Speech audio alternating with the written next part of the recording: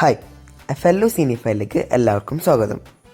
ഈ വർഷത്തിലെ ഓണം റിലീസ്, അതായത് ക്ലാഷ് റിലീസായിട്ടുള്ള 3 ഫിലിംസിൽ എനിക്ക് ഒരു ഫിലിം മിക്കവാറും ഈ ക്ലാഷ് റിലീസിൽ ഒരു ഇമ്പാക്റ്റ് ഉണ്ടാക്കാൻ പോകാത്ത ഒരു ഫിലിമായിരിക്കും. രണ്ടാമത്തെ ഫിലിം ഒരു വലിയ സൈലൻറ്റ് കില്ലർ ആയിരിക്കും. മൂന്നാമത്തെ ഫിലിം ഒരു വലിയ ഹിറ്റ് ഓർ മിസ്സായിരിക്കും.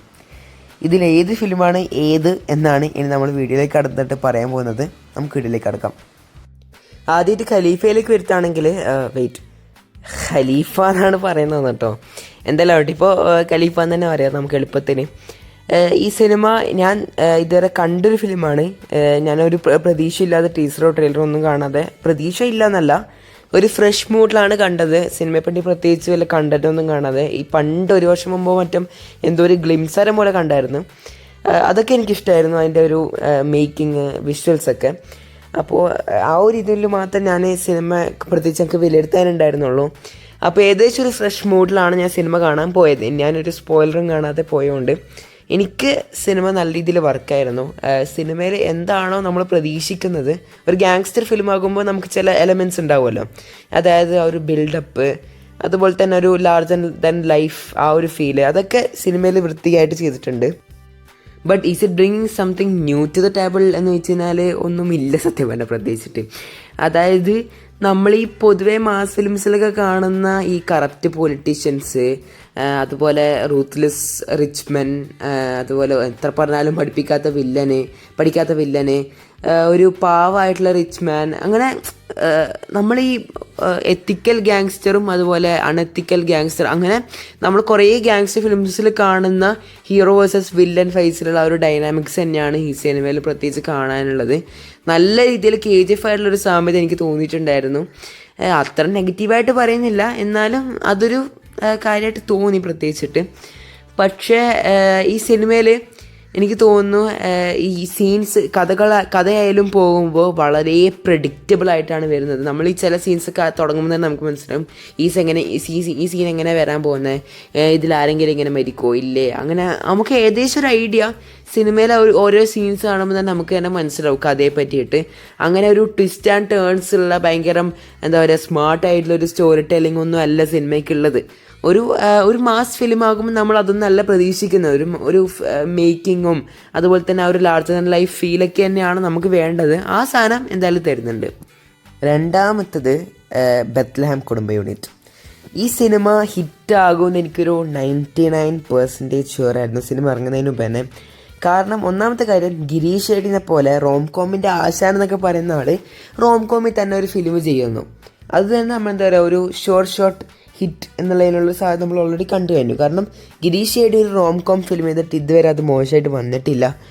തണ്ണീർമത്തൻ ദിനങ്ങളും അതുപോലെ തന്നെ മറ്റേ നമ്മളെ പ്രേമലുവും കുറച്ച് ആ ഒരു ഷെയ്ഡിലുള്ള സൂപ്പർ ശരണ്യൊക്കെ ഓൾറെഡി ഓഡിയൻസിനൊക്കെ വർക്കായതാണ്. ആകെ ആയാം കാതലാണ് കുറച്ച് ഡിഫറെൻ്റ് ആയിട്ട് ചെയ്തത്. അത് കുറച്ചും കൂടി അണ്ടർവെൽമിങ് ആയിരുന്നു. ഒരു പോസിറ്റീവ് റിവ്യൂ തന്നെയാണെങ്കിലും അതിന് വലിയ കളക്ഷനൊന്നും ഉണ്ടാക്കാൻ പറ്റിയില്ല. അപ്പോൾ ഗിരീഷ് ഷെഡി റോംകോമിലേക്ക് തിരിച്ചു വരുമ്പോൾ നമുക്കറിയാം റോംകോം നല്ല രീതിയിൽ ചെയ്യാൻ പറ്റുന്ന ഒരാളാണ് ചെയ്യുന്നത്. അതുകൊണ്ട് അതിൻ്റെ ഒരു ഇതിൽ എനിക്ക് ഉറപ്പായിരുന്നു സിനിമയിൽ എന്തെങ്കിലും ഒരു ബെയർ മിനിമം എക്സ്പെക്റ്റേഷൻ എങ്കിലും വെക്കാമെന്ന്. പിന്നെ അതിനപ്പുറം നിവിൻ പോളിയും അമിതാഭ് ബൈജുമൊക്കെ വന്നത് എന്തായാലും ഒരു ബെസ്റ്റ് കോംബോ ആയിട്ട് തന്നെ പറയാം. കാരണം അമിതാഭ് ബൈജു ഇപ്പോഴത്തെ ഒരു ഹോട്ട് ടോപ്പിക്കാണ്. കാരണം മറ്റേ പ്രേമലുവിലൂടെ ക്ലിക്കായി, പിന്നെ വിജയിൻ്റെ അപ്പുറം സൂര്യൻ്റെ അപ്പുറം അങ്ങനെ പിന്നെ ഡ്യൂഡ് കുറച്ച് നല്ല രീതിയിൽ ഇമ്പാക്റ്റ് ആക്കിയിരുന്നു. അങ്ങനെ കുറേ ഫിലിംസിൽ അഭിനയിച്ച് ഇപ്പോഴത്തെ ഒരു എന്താ പറയുക, ഇന്ത്യയിൽ തന്നെ ഏറ്റവും കൂടുതൽ ആൾക്കാർക്ക് മറ്റേ ഹോട്ട് ടോപ്പിക്കായിട്ട് നിൽക്കുന്ന ഒരു ആക്ട്രസ്സാണ്. അപ്പം അമിതാഭ് ബൈജു മലയാളത്തിലേക്ക് തിരിച്ചു വരുന്നു, അതും നിവിൻ പോളിയുടെ അതും ഗിരീഷ് ഷെഡിയുടെ, അതായത് പ്രേമലൊക്കെ ചെയ്ത് അതായത് ക്ലിക്കായി അതേ ഫിലിം ചെയ്ത ഡയറക്ടറിൻ്റെ കൂടെ ഒന്നും കൂടി തിരിച്ചു എന്ന് പറയുമ്പോൾ തന്നെ അത് വലിയൊരു കാര്യം.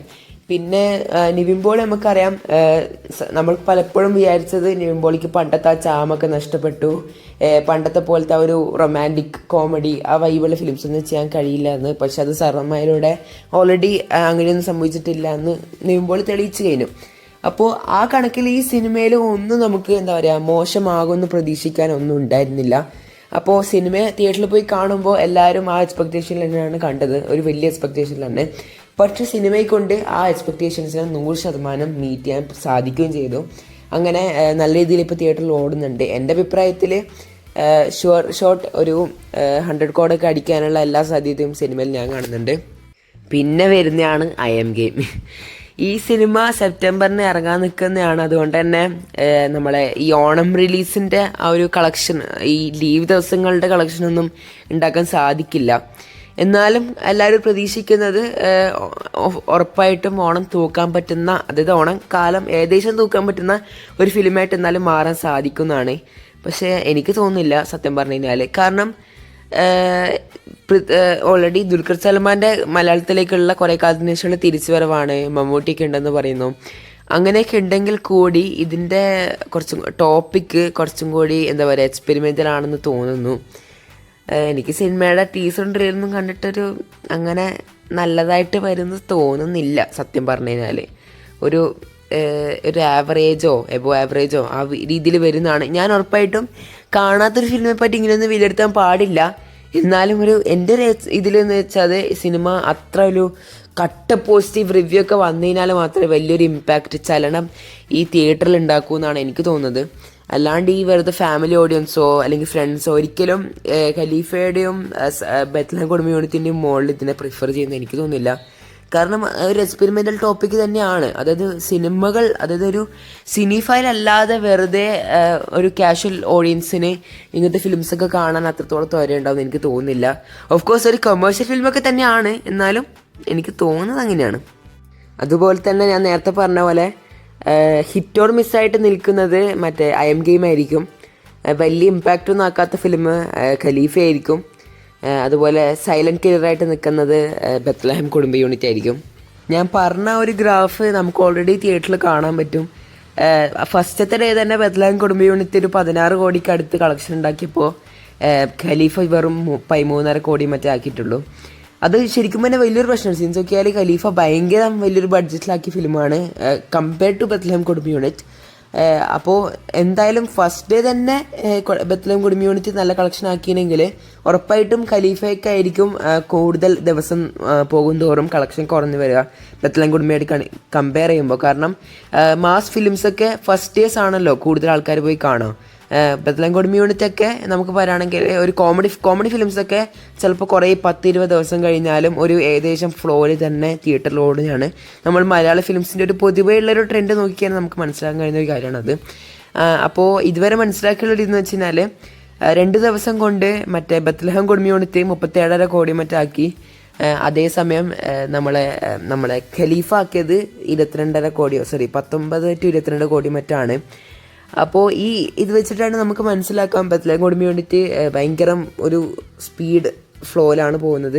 നേരെ മറിച്ച് ഖലീഫ നല്ല രീതിയിൽ താഴ്ചയിൽ പോകുന്നുണ്ട്. ഓരോ ദിവസവും നല്ലോണം കളക്ഷൻ കുറയുന്നുണ്ട്. അപ്പോൾ ആ രീതി നോക്കുമ്പോൾ മൊത്തത്തിൽ എന്തായാലും ബെത്ലഹേം കുടുംബ യൂണിറ്റ് 100 കോടി അടിക്കാനുള്ള സാധ്യതയാണ് കാണുന്നത്. ഐ എം ഗെയിം എനിക്ക് തോന്നുന്നു ബെത്ലഹേം കുടുംബ യൂണിറ്റിൻ്റെ അത്ര ഫസ്റ്റ് ഡേ ഉണ്ടാക്കില്ല, ടോട്ടൽ കളക്ഷനും ആക്കില്ല. അങ്ങനെ ഓണം തൂക്കാൻ പോകുന്നത് ബെത്ലഹേം കുടുംബ യൂണിറ്റാണ്. ബട്ട് എന്ന് കരുതി മൊത്തത്തിലെടുത്ത് മാറ്റാനൊന്നും കഴിയില്ല. കാരണം ഐ എം ഗെയിം ഞാൻ പറഞ്ഞ പോലെ തന്നെ ഒരു ഹിറ്റ് ഓർ മിസ് ആയിരിക്കും. ഒരു കട്ട പോസിറ്റീവ് റിവ്യൂ വന്നു കഴിഞ്ഞാൽ ഓണം തൂക്കാനൊക്കെ സാധിക്കുമെങ്കിൽ പോലും ഒരു നെഗറ്റീവ് റിവ്യൂ വന്നു കഴിഞ്ഞാൽ വളരെ മോശം പെർഫോമൻസ് ആയിരിക്കും. അതായത് ഈ ഖലീഫയും ബെത്ലഹേം കുടുംബ യൂണിറ്റൊക്കെ നമുക്കൊരു മിനിമം എക്സ്പെക്റ്റേഷൻ ഉണ്ട്. അതായത് ഒരു ആവറേജ് റിവ്യൂ വന്നാൽ പോലും ഇന്ന കളക്ഷനെങ്കിലും നേടാൻ സാധിക്കും എന്നുള്ളൊരു പ്രതീക്ഷയുണ്ട്. ബട്ട് അതേസമയം ഐ എം ഗെയിം ഒക്കെ ഒരു എക്സ്പെരിമെൻ്റൽ ഫിലിം ആയതുകൊണ്ട് തന്നെ ഒരു ആവറേജ് റിവ്യൂ ഒക്കെ വന്നു കഴിഞ്ഞാൽ പിന്നെ മൊത്തത്തിൽ ഒരു കംപ്ലീറ്റ് സൈഡായി പോകുന്ന ഫിലിമായിരിക്കും. ആരും അതേപോലെ പിന്നെ ചിന്തിക്കുകയും ചെയ്യില്ല, ഒരു ഇമ്പാക്റ്റും ആക്കാതെയായിരിക്കും വിട്ടുപോകാം. അപ്പോൾ ഒരു നല്ല റിവ്യൂ വന്നു കഴിഞ്ഞാൽ ഉറപ്പായിട്ടും അതിന് നേടാൻ പറ്റും. പക്ഷെ എന്നാലും എൻ്റെ ഇപ്പോഴത്തെ ഒരു എസ്റ്റിമേറ്റ് ബെത്ലഹേം കുടുംബ യൂണിറ്റ് തന്നെ ഓണം തൂക്കുന്നതാണ്. പിന്നെ വീഡിയോ ഇഷ്ടമായെങ്കിൽ ഒന്ന് സബ്സ്ക്രൈബും ലൈക്കും ഒക്കെ ഷെയറൊക്കെ ചെയ്യണേ. എന്നാൽ ശരി, ബൈ.